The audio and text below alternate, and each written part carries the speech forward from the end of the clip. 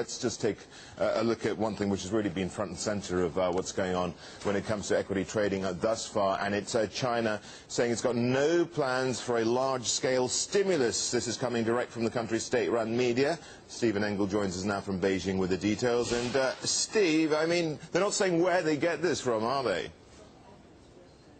No, they're not. This was an article written by the Xinhua News Agency by a couple of reporters.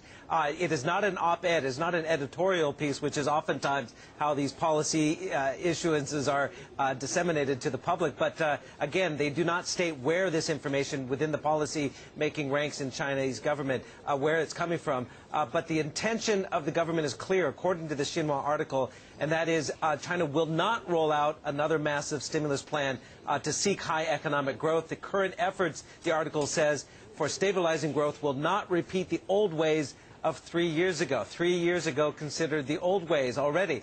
Now that, of course, Rish, is when China unleashed more than 4 trillion yuan of stimulus, really shovel-ready projects in China to boost employment and to boost GDP, to ride out the global financial crisis. GDP, of course, surging at one point in one quarter past 11%, nearly 12%. Inflation, too, soaring past 6%, high 6% last summer. And the government, this time around, obviously worried about reflating those asset bubbles, in particular in property where the curbs remain in place. The Xinhua article goes on to say that the government pumping in money to achieve growth targets is not sustainable, and that China will instead focus on encouraging private investments in a number of industries, including the railways, energy, telecom, healthcare, and education.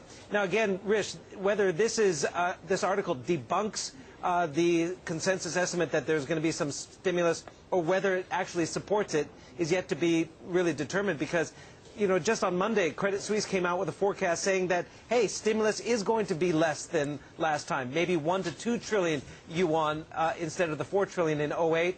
And Standard Chartered even kind of used some humor, saying that this was going to be kind of a mini-me version of the previous stimulus package that was announced in '08. Rish?